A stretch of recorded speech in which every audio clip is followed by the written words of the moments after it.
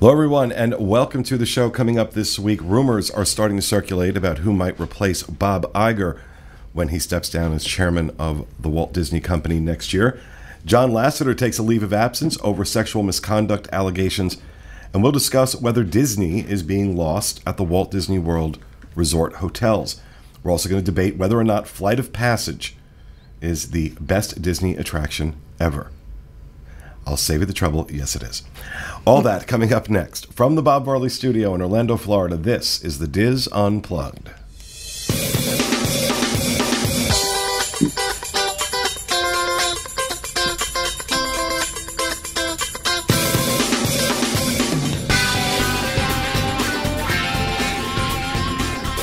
This is the Diz Unplugged, episode 967, for the week of November 28th, 2017.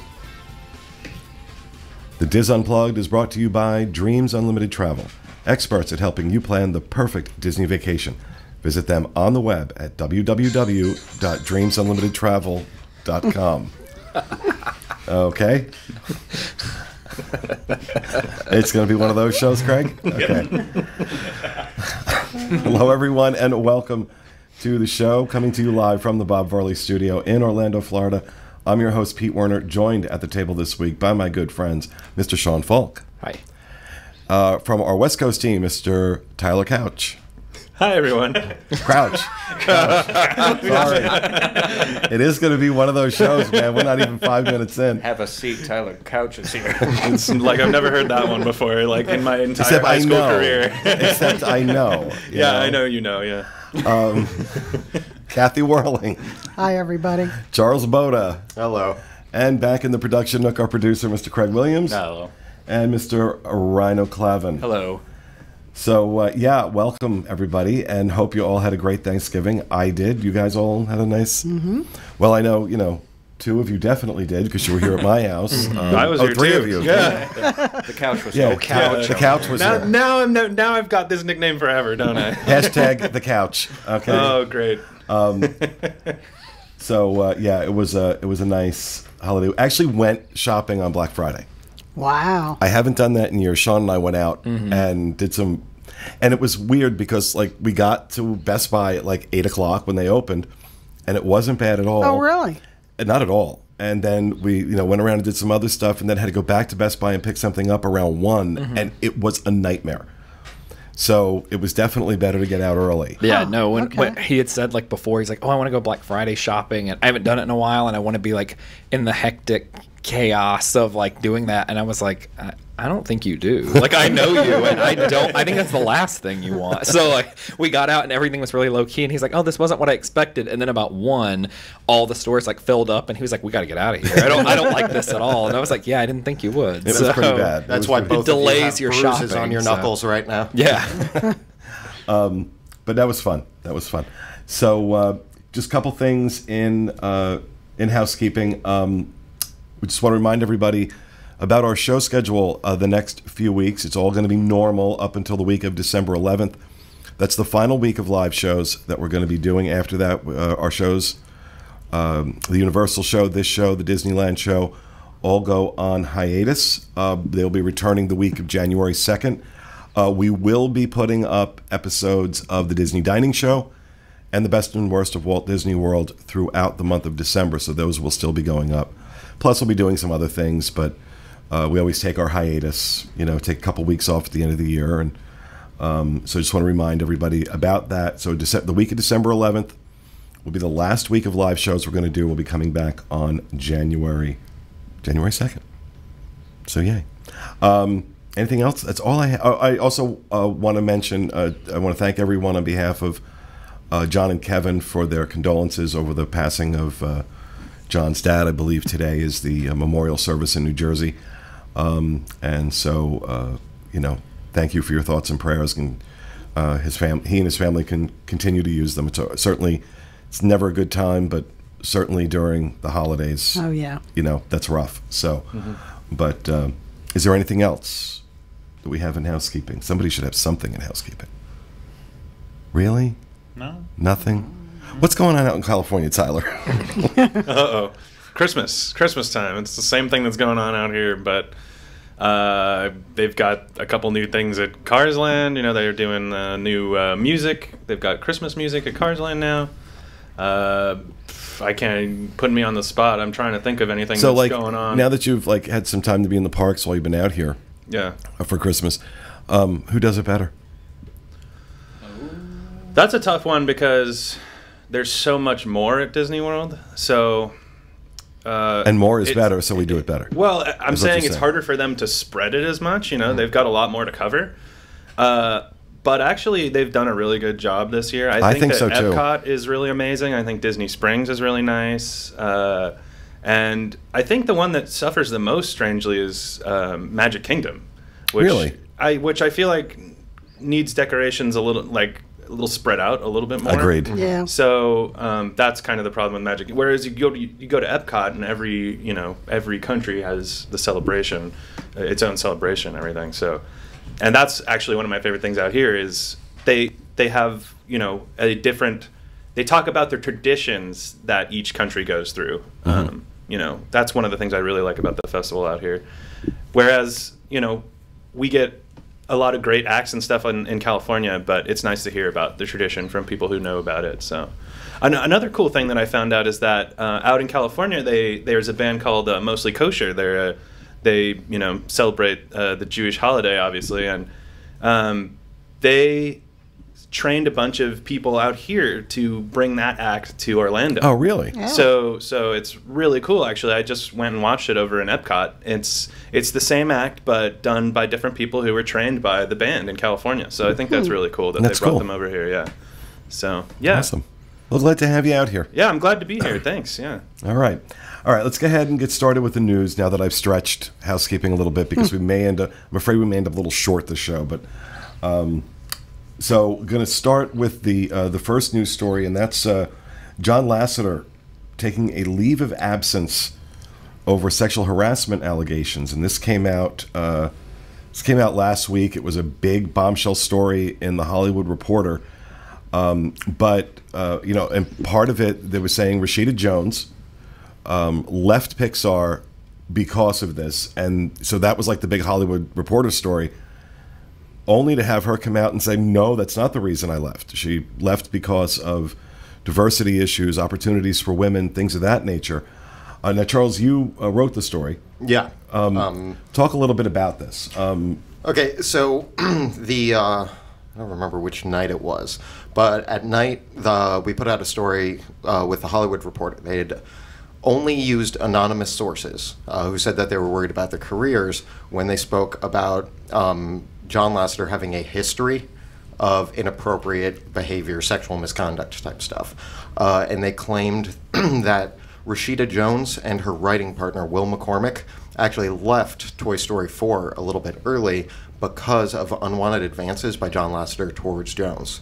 So Jones comes out the next day and says that this has nothing to do with it. And she made a statement talking about in the rush to make allegations lately that people aren't actually doing their full reporting. And the reason that she and McCormick left was because they didn't feel that Pixar was giving an equal voice to females and people of color. So she mentioned, I think in I don't remember whether it was a Facebook or a public memo or anything like that, but she actually mentioned, out of Pixar's 20 movies, that only one is co-directed by a female and only one is directed by a person of color. And if you look at Lasseter's full memo, when he talks about stepping down, he's taking a 6-month leave of absence. He mentions a line about, inappropriate conduct. He does mention, it's been brought to my attention that I've made some of you feel disrespected and uncomfortable. That was never my intent. I especially want to apologize to anyone who has ever been on the receiving end of an unwanted hug or any other gesture that they felt crossed the line in any way, shape, or form.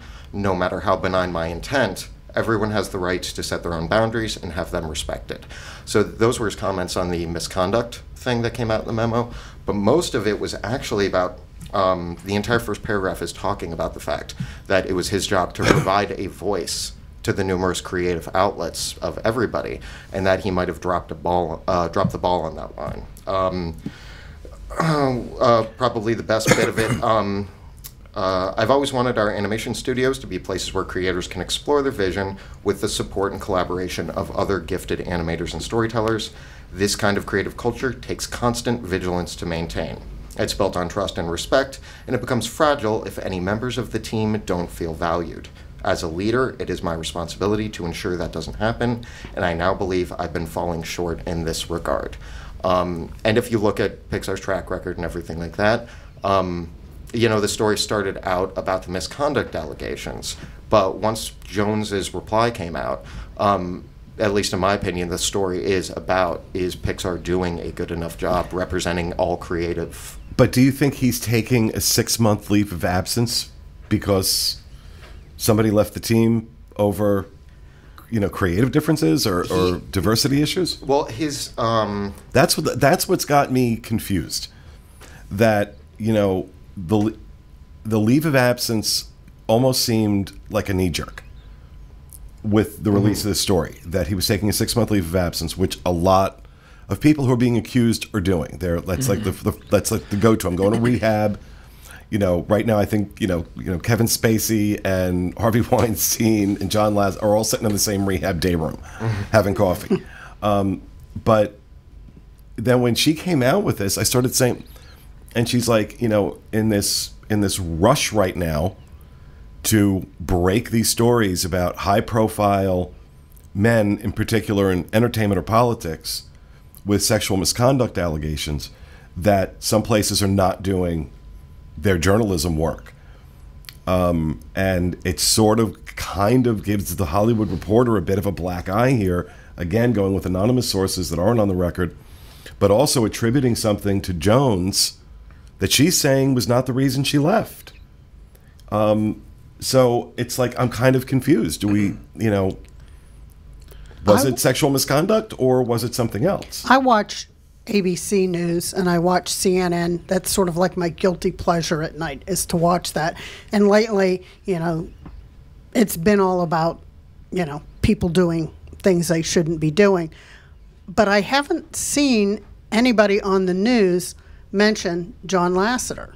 They're, real good at talking about Roy Moore and Al Franken and Weinstein, but there's like no news. So it's like, is Disney hoping that or Pixar hoping that this goes away, or they're taking their time to investigate, that they didn't rush to judgment? It's like, it just seems strange that, like, you didn't hear somebody from, like, Bob Iger go, oh, yes, we stand behind him. Or they're not saying anything. Not saying anything at all. So what does that mean? Well, I think the Jones reply makes the rest of the article suspect. And if you look at a lot of the allegations that are circulating, especially in the entertainment industry, they're public allegations. They're people bravely stepping forward and saying, okay, this happened. And multiple people in a lot of these cases. They're not one-offs. The Hollywood Reporter, the only person who they specifically name is Jones, and she says that wasn't the reason. So all of the anonymous sources, it becomes suspect. Now, I could never say whether any of those are true or false, whether those sources exist or what they said. But that's the point. None of us can say it. So it's one of those things where, he mentions the memo is very vague. And when he talks about leaving, to renew his vigor, to take care of himself, and to be a better leader and role model and mentor and things like that. So it could be a way of addressing it, but honestly, like, I think there are probably a few factors, and if taking a leave of absence can cut this off, nobody is making the exact same kind of claims as a lot of other people. Right. They're saying that Lasseter is friendly and known for his hugs, and that people are finding it inappropriate. And there is a difference between a friendly hug and a creepy hug, and it's not always easy to tell until you're being hugged. So it could be one of those things where, they realize that before this comes out, he's got to reevaluate what kind of leader he is, what he finds appropriate in the workplace and stuff like that. But nobody has found this a big enough of an issue to actually publicly come forward, put their careers on the line, which is a difficult thing to do, so no judgment.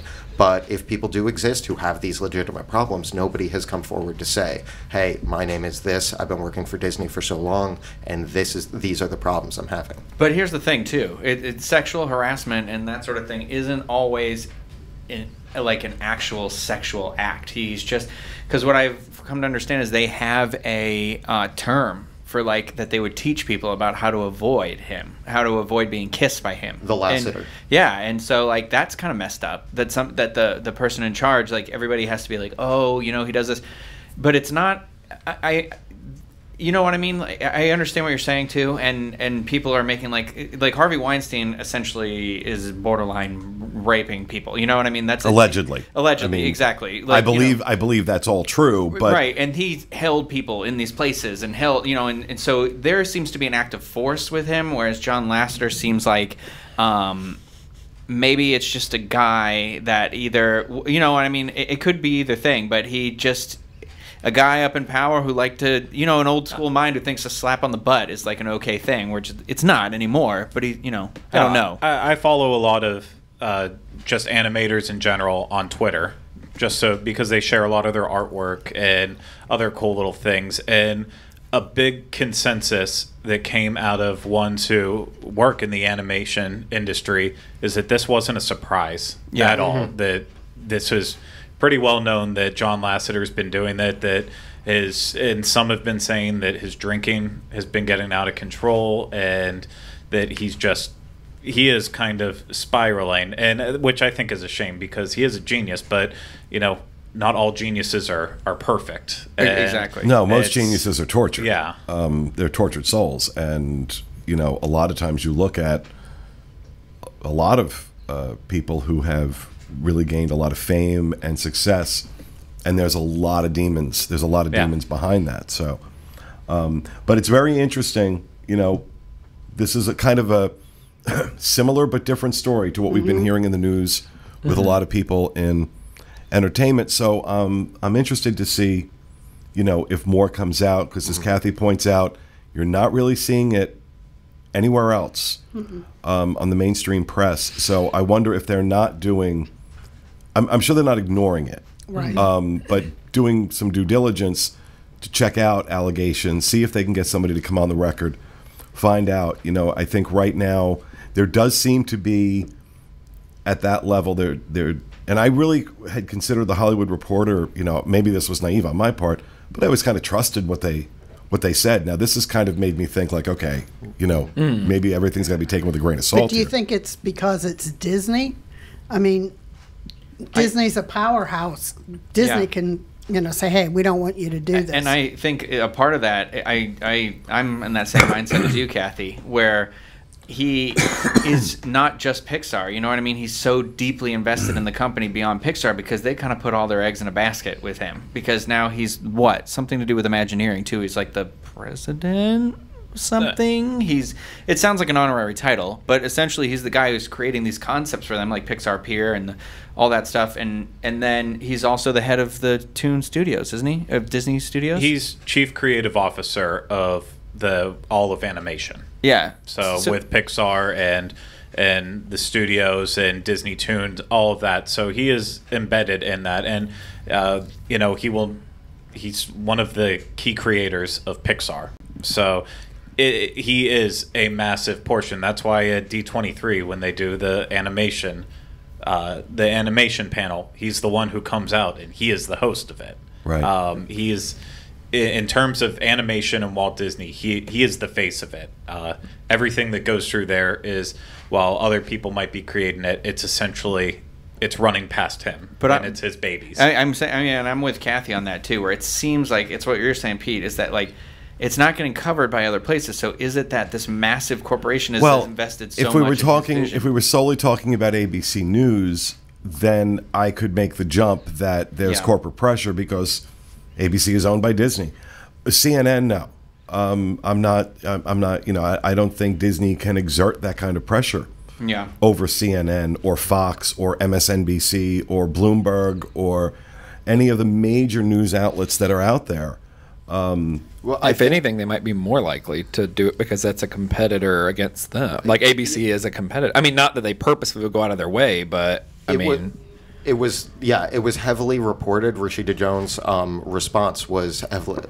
I saw a few places where they didn't report the initial stepping down until the Rashida Jones response, where it's like Rashida Jones comes out against Hollywood Reporter allegations.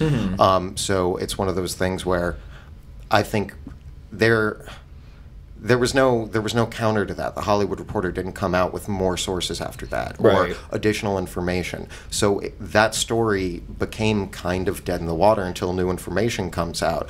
And there is also, once again, the aspect of it transitioned a little bit. That story also turned into a story about a lack of diversity and creativity in Pixar instead of just those allegations. Right. And I think also you're probably right now, especially on this topic, going to have most respectable news organizations being very cautious, because if they go with half-baked allegations and it turns out that it's false, they open themselves up to a massive defamation suit. So I think you probably have you probably have some, at least some of them maybe being cautious. But I just find it interesting in the days subsequent. We haven't heard much. Then again, we had, Thanksgiving and the holiday weekend, and I'm hoping that what they're doing is taking the time and investigating internally before they come out and say anything. I mean, they do that to cast members when something happens. They investigate. So I'm sure they're trying to give John Lasseter that same, let him say what he has to say, and then they independently go and find out. I don't think it's a conspiracy. It's just sort of, I don't know, maybe I expect that from Disney, like, hey, we're going to put the lid on this till we know what's going on. Well, because it wouldn't be the first time. Right.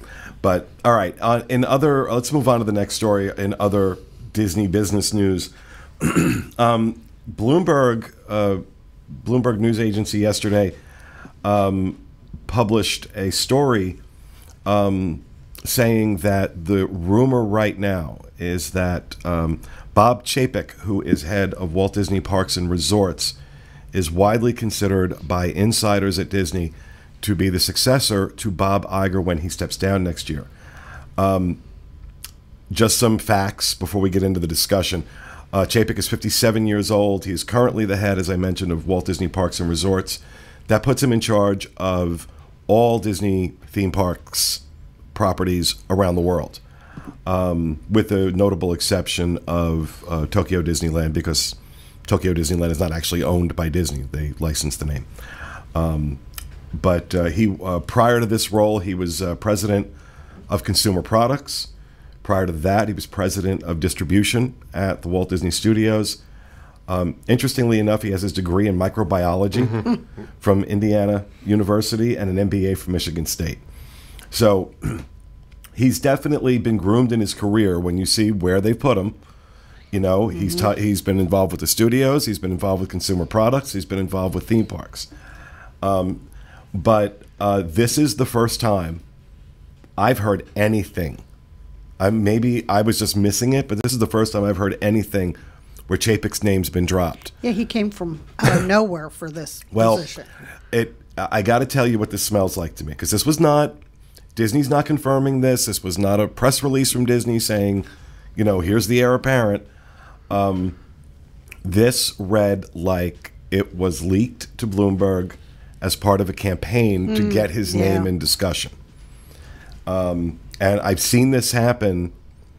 I'm convinced it's what happened with Matt We Met back in the day when he was head of Disneyland Resort, and Al Weiss was moving on to worldwide operations, and there was going to be a position open as president of Walt Disney World. And out comes this press release that, Matt We Met is going, is probably going to be the next president of Walt Disney World, and that didn't happen, and he left the company. And this is not unusual for people who are angling for a particular position, especially at this level. This is not, we're not talking about Fry Captain. We're talking about the head of the largest media company in the world, and arguably. or maybe not arguably. They are the largest media company in the world. Yeah. So this sounds like maybe Chapek's team. To me, I have no basis for this whatsoever, but it sounds to me like it's a political campaign to put pressure on Disney because 2019's approaching, and Iger, with you can question his policies. You cannot question how well the company has done under him. And at the end of the day, this is being done for shareholders. Shareholders want to know who's taking over next, and they haven't announced a successor. Couldn't you say that Iger could have leaked it, or his team, because until that story came out, they really didn't have a candidate? It's absolutely possible. It's absolutely possible. But this is a leak to me. This got leaked intentionally to get this discussion going. I mean, if I were Bob Iger, and that's, only from my perspective, I've never run a big company before, but if I was trying to test the waters a bit and wanted things to carry over, I would actually leak the story and see what it does as far as like stocks and shares go. I mean, if they skyrocket on a certain name popping up, that's the name to go with. Well, it's also that you mentioned that. It's very interesting that Bloomberg is a financial that's a financial news agency. That's what they mostly, they cover news, but it's a lot of it has to do with business. Yeah. And so that it got put out, it was released by Bloomberg, is telling in and of itself. So it could, because that's, the financial markets read Bloomberg. For me, it would have to be the higher up person like Bob Iger that would leak that in order to test the waters. Because if the other guy, his name's never really been out there and on the table and stuff, to put your own name out there, I know if I were the one picking, I would not go with that person. It would have to be a traceable back thing in a lot of ways, or it'd be very suspect. Like, okay, like this guy's name just randomly popped up, and if I'm Bob Iger and I know as soon as I announce like, hey, I'm leaving or I'm retiring, I'm sure he has some good idea of like what name is already going to be out there. Like, as you've met people and as you've worked there, like, who you're going to pick. Like, it's not some random last minute thing like, oh, he's in the news, like, I'll just pick that guy. Right. Or whatever. So I would do the thing where I test the waters and see how the shares do. So, well, as far as using however it got leaked or put out there using Bloomberg, this is coming after their year-end earnings reports, and Parks and Resorts was the only one that showed substantial increases in revenues and operating costs after that earnings report. So now is a good time to float that name out there. True. Because that is what he is heading. They have a lot in development, so I wouldn't call their other divisions failures by any means. But if you're floating your name out there or trying to get a feel investor-wise on how people feel about it, right after the earnings report where Chapek's division ends up coming out the most successful is the perfect time to do that. Exactly. It's still fresh in people's minds. This is why I think it's it could be from Iger at that level, but this just looks to me like it's somebody in Chapek's realm leaking this out, especially after that report. Again, I don't know. But from the standpoint of what we care about, let's think about Bob Chapek. A lot of the policies that, the cost cutting, the price increases, the unusual money grabs, as we've referred to it over the last few years, all of this happened under Chapek's direction. This is all Bob Chapek. I don't know how I feel about this man having the reins of the company. That, I think most of us will agree, and if you don't, you can certainly say something, but I think most of us will agree that the guest experience has suffered in recent years. And that's with him as head of Parks and Resorts. What's going to happen if he's got the captain's chair? And I haven't felt personally that Chapek is somebody who's really in touch with the reality of the experience on the ground at Walt Disney World. And so I'm not excited about this. Yeah, it's tough because in terms of current Disney executives, I'm not I'm not quite sure that there still is anyone who really deserves to be CEO after Bob Iger. There's no not in the company. One. I would say I would actually, as much as I'm 50-50 on Bob Chapek, in terms of a figurehead, someone who does have experience in different arms, I feel like he could step into it, but I think externally hiring a new CEO. Well, that begs the question: who would you go? Would you go for Tim Cook at Apple? No. I genuinely don't have an answer for that, but Tyler does. I don't. That's the thing. Is I'm like I don't know enough. Well, because about Bob it is Chapek, such an unusual. I mean, look, it's an unusual company. Yeah. It's got arms in everything. It's in news, in television broadcasting, in films, theme parks, consumer products. Their hands are in everything. So if you're just looking at consumer products, then you can go to tap somebody who's done really well in consumer products. If you're looking at film studios, you can look at some. But there is nobody out there that actually has. I mean, look, for what it's worth, Iger didn't have that experience. Iger came in as the head of ABC. He was head of the news. I mean, he went up through the ranks. He was the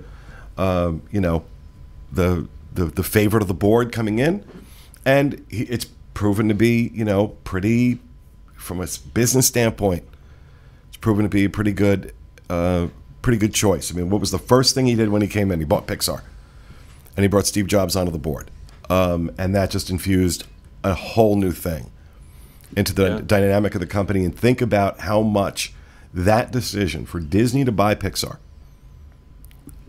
the things that have been created by Pixar since then. I mean, certainly before that, there was great things created by Pixar. But think about, the impact that acquisition has had on what we see in the parks, what we see in films. They can do no wrong, effectively. Marvel, that was his acquisition. Lucasfilms, that was his acquisition. All of these things have done really well. They've translated very well, generally speaking, into the parks. But how the parks are run, we talk about the guest experience. We talk about the money grab, the constant plussing of everything. What do you think about Kathleen Kennedy or Kevin Feige for CEO? Because that came up in the chat here, and I actually think that's pretty interesting because Bob Iger came from TV anyway. I got to tell you, I know she doesn't have the best reputation in the world, but I think Kathleen Kennedy would be. I think she would. I think that would just blow everything up. I think they're very friendly too. But her and Iger are very business friendly. You know what I mean? I think a lot of her. I also think, in fairness, a lot of her reputation, because she has a reputation of not being the nicest person on the planet. But I think a lot of that is, you hear it all the time, that if a man is like that, he's a brilliant businessman. If a woman's like that, she's a bitch. Yeah. And I was going to say, yeah. So I think I would love to see someone, Kathleen Kennedy or someone in that realm, a woman in that realm. I was going to say, I'd like to see a change up. Yeah. Well, that would be. Now, do you think, let's let the conversation go where it's going. Do you think this company is progressive enough to put a woman as the head of the studio? Because remember, we're not just talking about the head of a film studio here. We're talking about, because we've had female heads of studios, but at this level, I mean, do we have? I mean, this is a Fortune 20 company. Do we have a female CEO as the head of a Fortune 20? I don't think we do. We might, but the fact that I can't think of a name tells me that if there is, it's rare. So I could see them doing that if the right person came along. I mean, I could see them doing anything that they think is going to make them money and, be the right choice for them. They're more worried about, the money they're going to make and everything. Than, why are you shaking your head now? It's just funny because Tyler's saying, I think they will. And shaking his head no. Yeah. I think it's a fantastic look idea. At everybody, honestly. So, but yeah, I think that's something that they could definitely, they They could definitely. It goes up and down, right? Yeah. What? Okay, this would be absolutely insane, but since he sold off DreamWorks Animation over to Universal, he doesn't really have anything on his plate besides some mobile technology. But what about throwing Katzenberg back in the mix? Oh, never. No? He's still so hated. He's still so hated in that company. I can't imagine it. I mean, look, I think it would be viewed as going back to the Eisner era, and that's not something I think most people want to embrace. You wonder if they'd be afraid of like pigeonholing themselves too much, because I felt like that's what they did with Michael Eisner. Like he kind of just focused kind of too much in one direction, right? And then you wonder if they're afraid of that in this situation again. I don't know. There's no person that I could possibly think of that I would think that person is right for this company. It's like Bob Iger is like a man among men. I don't know how else to describe him. Well, maybe that's why it needs a woman. that there you go. You know, because he's a man among men, but I think we need a woman among men. Yes. I think would be phenomenal, and I think especially in the current climate, it would be such a mass. You know, obviously, the person has to have the my doorbell. The person has to have the Rhino. Just go check and see. The person has to have the business credentials to run the company. But if that person has the credentials and also happens to be a woman, I think it would absolutely blow everything up. Yeah, I think Disney would go there, and maybe she doesn't have her finger on the pulse of all the different divisions, but I'm sure if she brings a strength to something that Disney thinks that they need, they can bring somebody else in, like her right-hand man, or woman, and Disney's stepped out. I think that would be a mistake, though. I think if they were to put a woman in as head of the studio and then bring in a guy to be to make sure everything goes all right. Well, yeah, you wouldn't want that. That's going to be problematic. But if you're talking about something in the vein of Eisner and Wells, Michael Eisner and Frank Wells, where they really in a lot of ways were co-CEOs of that company, right, to turn it around. And that partnership was legendary in terms of the changes it made to the studio, the business, the theme parks. And whatever you want to say about Michael Eisner, the current condition of the company and the parks is due in large measure to his leadership. And while he stayed too long at the fair, to quote a song, he did a lot of great things. We have a lot of things now that would not have been. The company as we know it, the theme parks we love, would probably have been sold off. Because that's what was getting ready to happen when he came in. The vultures were circling that company because it was ripe for a hostile takeover and to break up the pieces and sell them off. And, Eisner and Wells really in large measure helped prevent that. So, that's certainly not the case now. This is a very strong company. Nobody's going to come in and poach this company out from underneath anybody. But I think Kathleen Kennedy is a great that's a great name to float. Yeah, as we mentioned, Disney is it's gigantic. It's also unique. It has a lot of divisions that conceivably could operate independent of each other, but are all interconnected. Anybody, even Chapek, with the amount of experience he has experience in the film studio as far as distribution, but he would still need to defer to a lot of people's judgment as far as how the studios creatively are run. Anybody who comes in, regardless of their experience, is never going to have the experience to run each one of those divisions themselves. So you're looking for somebody who is broad scope, grand scheme, can put those pieces together and profit off things in a large amount. But yeah, anybody who you bring in is going to need to rely heavily on the department heads. Right. So, having a lot of experience is great, but, if it were me, and it's not like I have experience choosing CEOs, but I would look for somebody who's taken a company and can think in broad, large strokes. And, that's in the general direction of where you want to run. You Right. know, like when it gets down to the nitpicking and stuff like that, you know, you're going to have department heads for that. Right. So. All right, so we need to good discussion. We need to move on to the next topic, which I think will generate a little bit of discussion as well, and it's kind of feeds into this one pretty good. We talk about the direction of the company, direction of the parks. One of our contributors, Philip, I believe it's pronounced Schoen, but I could be mispronouncing your last name, Philip. I apologize if I am. Put an article up yesterday on the Diz. Is the Disney being lost in Disney World Resort hotels? And you know, when I first looked at the title, I'm like, well, no. But then I read the article, and I'm like, oh, maybe. He really does make a compelling argument here that as these redesigns are happening,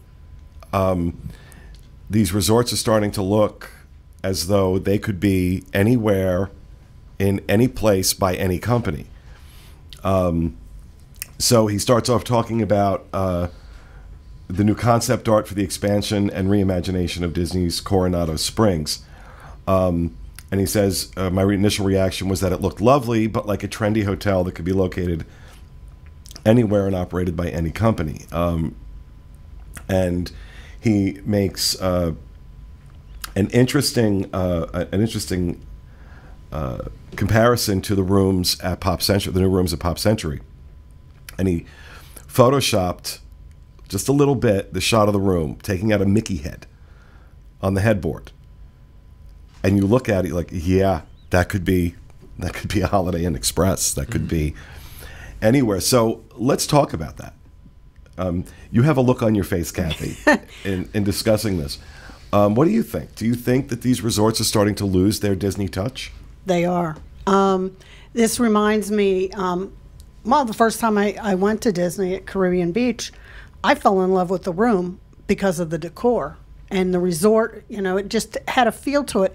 And it was at a place that I felt like I had never stayed before. In a previous job, I used to travel, you know, almost weekly and stayed at Marriott's all the time. These rooms are starting to look like Marriott hotels, or if you ever watch Hotel Impossible, and Anthony's always going on, you want the white duvet, you know, everything, because it indicates it's clean. You know, I like some of the tacky bedspreads that Disney had, or, you know, they like at the beach club, you felt like you were at the shore. Now, you could be anywhere. At a boutique hotel somewhere. Yeah, and the Pop Century thing, it kills me every time I have a client that wants the new rooms. Oh, look at that. Yes, there's some points that now they got rid of carpeting and they put in like the vinyl tile or laminate or whatever they put down. I get that. That's a cleanliness thing. But like taking away some of the things, and like when he took out that Mickey head, really, how much is there in the room now that makes you think that you're at Pop Century, you're at Disney? You could be staying just about anywhere. Well, he also points out, and I'll quote the article directly, lastly, heavily themed does not mean it has to have Mickey head-shaped things everywhere, giant statues of Little Mermaid in the courtyards, or bowling pin-shaped coverings around the stairwell. It can simply be something that provides full immersion into a unique location and setting, which is what these resorts are supposed to do, full immersion. So you look at the Polynesian, you look at the Contemporary, you look at Caribbean Beach is a good example, Port Orleans, Riverside, and French Quarter for that matter. That's kind of what made it special, that full immersion. And it, you know, I don't know that is at risk of going away. But is it full immersion if these rooms are basically stripped down to basically what I could get anywhere else at twice the, you know, at half the price, basically? Well, Right. part of the thing being in the room was you were immersed in Disney. You know, for the values and the moderates, definitely. The deluxe, it started to get a little fancier. You know, you do spend a fair amount of time in your room, and they're losing all that. Yes, they're still theming outside, but for me, when I first came, it was the whole package. It was outside, how that was themed, and then when I was in my room. So I think that's why a lot of people pay extra to stay at a Disney resort. And it's not because you get extra magic hours or different things. I think like the benefits of staying on property are starting to go away because you're not immersed in the theme. Well, one of the things I wonder is if they are starting to move away from just super theming a room in these regular hotels to maybe they want to do the really crazy entertainment experiences like they're doing in the Star Wars hotel that's coming out. And they maybe want to give people a chance to stay in kind of a more regular hotel room, or, you know, I'm saying this could be like a very first step to having hotels that are going to be like really heavily themed and just really out there, you know, beyond the Star Wars hotel. But I mean, like, that's what they had. One of the reasons I moved to Florida was the theming at Caribbean Beach. Corny as that may be, but to me that was like the Florida lifestyle. And now it's just like, you know, white sheets. I mean, at the end of the day, it's just kind of an industry standard to go to this cleaner and more aesthetically pleasing look, using dark woods, lots of whites, grays in there. I mean, we talked about it 2 or 3 years ago when Pete saw the renovated rooms at the Hard Rock Hotel. Absolutely hated it because it was the pink that really threw him over the top there. Gray, white, and pink. Yeah. But they stripped it all down, and that's just what hotels are doing now. And, you know, while we appreciate as uber Disney fans, the casual person who comes down, maybe that's not quite what they're looking for. They might be pleasantly surprised by it, but I agree with Kathy. Like you know, Disney, and this, it kind of ties into the CEO story, why I say Kathleen Kennedy would be a good idea, because she's a storyteller. And I think Disney's proven that if it's one thing they do well, it's they tell stories in all mediums. It's not just in television and movies. It's in, you know, what it means to walk through a theme park, what it means to arrive at a hotel and what that hotel looks like. There's a story in there, even if it's subtle. It's still supposed to be a storytelling, and it feels like this is a step backwards from telling stories at the individual resorts. And that's what I always felt like. They're like different books. You know, I know they're hotels, but it just feels like this is my issue with the hotels in California, the 3 Disney resorts there, is that I don't understand. I haven't stayed in it, but I don't understand why you guys like the Disneyland Hotel so much more than Grand Californian. Only for me, coming from an outside perspective, like I understand Disneyland Hotels is the where the legacy is, and I do understand that it's a nice hotel too. But for me, the only hotel you have out there that has any real theming to it is California Adventure. The other 2 are just hotels that have Disney stuff in them. But California Adventure, or not California Adventure, what am I saying? No, Grand California tells a story. I mean, I think the Disneyland Hotel mimics Disneyland in that there are different towers. That there's an Adventureland tower, there's a Frontierland tower, so it kind of mimics that. But in each of those towers, the rooms are all exactly the same, so it doesn't really go that far. I kind of agree with you where I think that the only overarching theme in California is Grand Californian, but it is my favorite hotel out there by far. I don't really like staying at Disneyland Hotel anymore. Oh, you're fired. It's just kind of, it needs an update. It does. Well, that being said, first of all, Disneyland Hotel built in the late 50s when they weren't theming hotels. Right. It is the original. The history is there. They bring so much. I'm sorry, that entire resort drips Disney. That entire resort drips Disney, and I feel, you know, as opposed to a small, cold, dark, dank, overpriced room at the Grand Californian, I feel like I have, you know, a larger, more spacious, more comfortable, better designed, better appointed room with more of those magical touches that are what I want when I go into a Disney resort. So I vehemently disagree that, you know, other than just a couple of touches, the Disneyland Hotel really, you know, doesn't tell a story, or doesn't. It tells the story of Disneyland. It is the story of Disneyland. It's the history of Disneyland. There's a reason why when we had Don Ballard on the show, that interview did so well because he did such a great job of talking about how that hotel is the history of that park and ultimately the history of the company and all the theme parks everywhere in the world. That's where it started. So for me, I connect with that when I'm there, and that's the draw to it. So to say it's not Disney, you know, not Disney enough, It's everything Disney. It's everything. The reason we have the hotels that we have now started there. You know, that was the original. So that's my soapbox, and we are 10 minutes from the hour. I've got to move on to rapid fire. Well, I'm actually going to have to skip a discussion point here because I have an appointment I've got to make at 2:30, so I can't let the show go too long today. But thank you guys for a great discussion. With that, we're going to wrap up that section, and we're going to move over to rapid fire, and we'll start with you, Sean. All right. We just learned that Tiana's Riverboat Party ice cream social and viewing party has been extended to include dates through December 21st, 2017. Yay!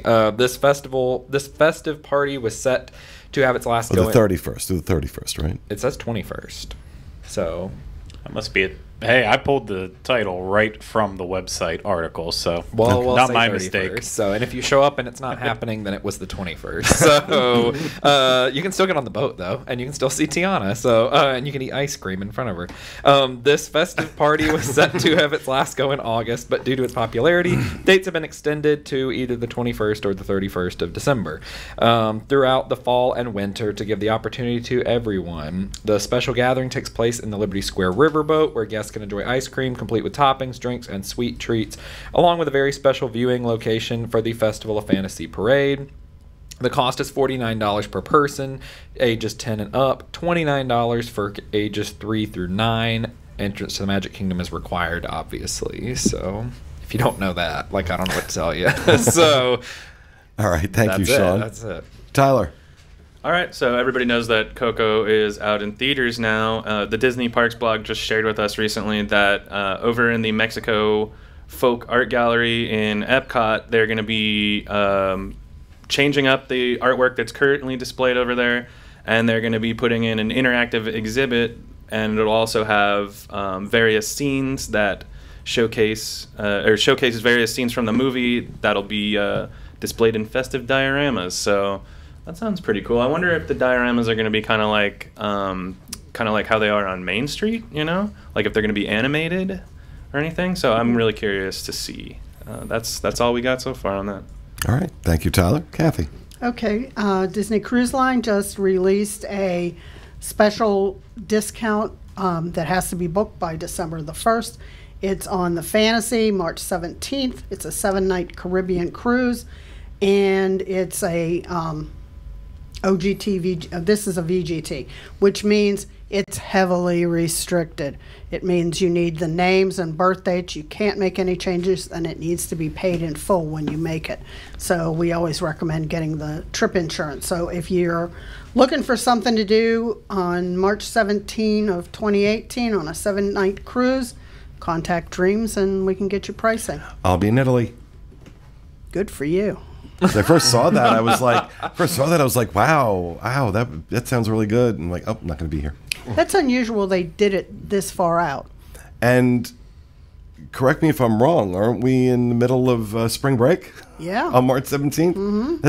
It's very interesting. It's on that sailing, and it's so heavily discounted. Mm-hmm. Very interesting. But hey, it's not going to be here for long. No, and you have to do it by December 1st. So yeah, run to your computers after the show. After the show. Or just open up another tab while you're watching. Yes. All right, thank you, Kathy. Charles. All right, because God forbid you're ever 30 seconds away from a Frappuccino, the Starbucks located on the Marketplace side will now deliver your delicious order at Disney Springs. At Disney Springs, yeah. So anyway, you can order Starbucks coffee through the app, and eventually somebody will come around and scream your name with it in whatever store you're shopping. Okay, yeah. So I mentioned this on the Fix yesterday. So yeah, you order it and pay for it on the app. Then you have to call a number and tell them where you are. And 10 to 20 minutes later, a barista shows up yelling your name with your order.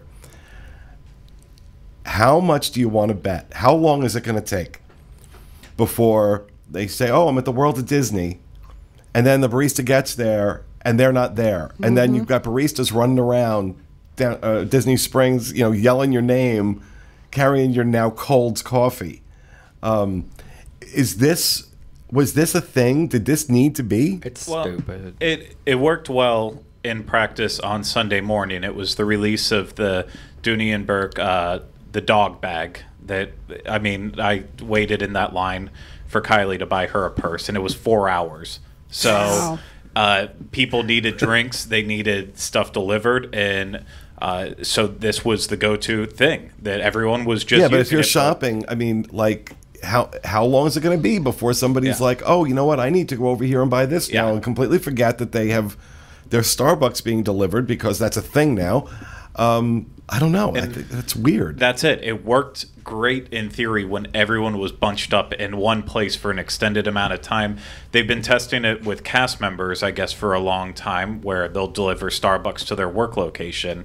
But when you start moving around, it just adds so many extra variables. But if it goes away, I'm guessing it's going to be because of exactly that too many people aren't staying put and waiting for their coffee. Right. I mean, it sounds to me like this is like for the incredibly rich people that are just going to be in a store, like trying things on with their butler holding everything, you know, like the whole time, like they're doing. That's what this sounds like to me. Is that this is for like? Please don't give Pete ideas. This is for like. I like having you as my butler, Craig. This is like, you guys remember that's the news thing that came out with Michael Jackson years ago, where they followed him around and he was buying things in Vegas. Like, that's who this is for. This is for that guy who's going to be just buying things in Vegas for hours. So, yeah. I resemble that remark. All right, thank you, Charles. Craig. Okay, so the Disney has released the Moonlight Magic dates for 2018. If you don't know what that is, that's the DVC after-hour events that happen in the parks that are completely free for Vacation Club members. And I won't run through all the details on it, but the Magic Kingdom events will be happening January 11th, 28th, and the 6th.